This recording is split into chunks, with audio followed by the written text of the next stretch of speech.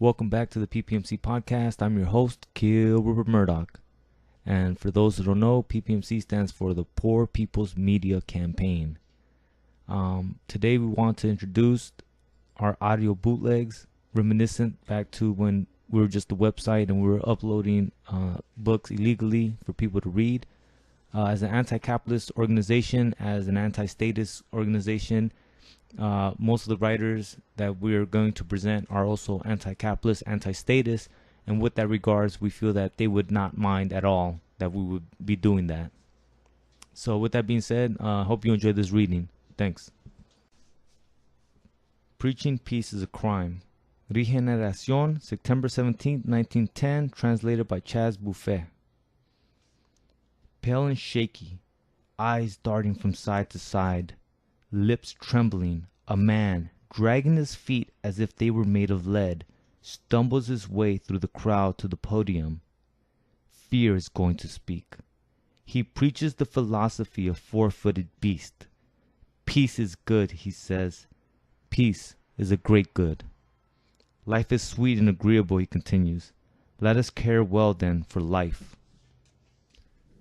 Moments before, the loftiest orators had shooken that multitude, and heroism, fearlessness, and revolutionary audacity had resonated in the souls of the crowd, in the souls of workers, in the souls of crushed spirits,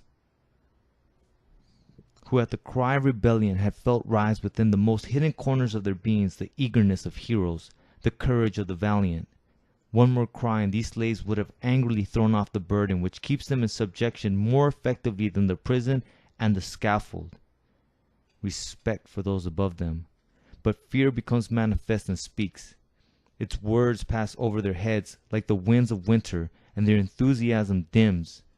Their burning eagerness becomes numb, and those human beings who had arrived at the gates of heroism and had already crossed its threshold open their eyes in fright and retreat, to fall once again humiliated and submissive at the feet of their bosses, repeating these damnable words. Peace is good. Peace is a great good.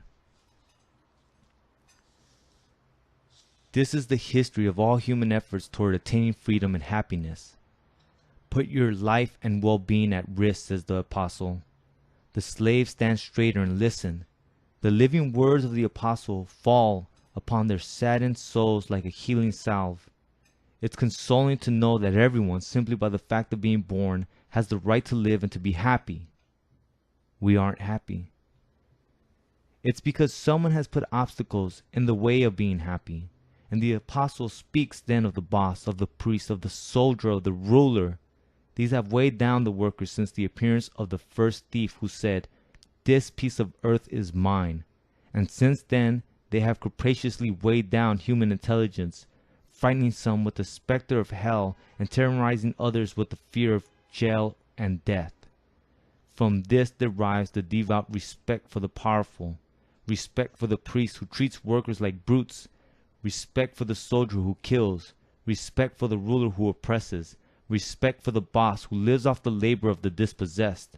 And this respect, prescribed by the law, is so admirably arranged that it benefits only those on top and works against only those on the bottom. It oppresses humankind, makes it a race of slaves. It corrupts because it takes away the right of free inquiry. It snatches away the prerogative of enjoying all the good that nature gives us. It mars civilization and makes a man incapable of looking up and staring his oppressors in the eye. The apostle speaks against this respect, and his words are injections of healthy sanity that invigorate the multitudes. The desire to be free takes them over, and the immortal spirit of justice seizes them, so that in the end they decide to uproot this respect from their hearts of men. But then fear speaks and terrorizes their hearts. The firmest arms let fall in discouragement the weapons of liberation, and the debased lips spout one after another the hateful words. Life is sweet and agreeable. Let us care well then for life. And so to preach peace is a crime. To preach peace when the tyrant imposes his will and humiliates us, when the rich extort us to the extent of turning us into slaves, when the government, big business, and the church kill all aspiration and all hope, to preach peace under such circumstances is cowardly, vile, and criminal. Peace in chains is an affront that should be refused. There is peace in the dungeon. There is peace in the cemetery. There is peace in the covenant. But this peace is not life. This peace does not elevate. This is the peace of Porfirio Diaz. The peace in which the eunuch thrive and the citizen prostitutes themselves. It's the peace of the pharaoh, the peace of the czars, the peace of the Caesars, the peace of the oriental satraps. Let such a peace be damned. Everyone who walks on two legs should rebel against such a peace. Death in the midst of revolution is sweeter than life in the midst of oppression. Liberty or death ought to be our cry, and upon hearing it, we should rise first to crush the cowards who preach peace, and then the tyrants. First the cowards, because they are the most certain support for all despotism and the most dangerous enemies of all progress. Blasphemy, cry the cowards. Yes, blasphemy, replies the revolutionary. Creative blasphemy, far-seeing blasphemy, wise blasphemy, just blasphemy. This blasphemy puts its hands on all the altars and thrones of the earth and smashes them into pieces. This blasphemy elevates itself to heaven, where another court, the celestial, rules and breaks it into pieces through reason, and leaves in its place bodily souls whose chemical composition is known. This blasphemy removes the brakes of ignorance which made the earth a fixed point in space and allows it to assume its glorious ellipse around the sun.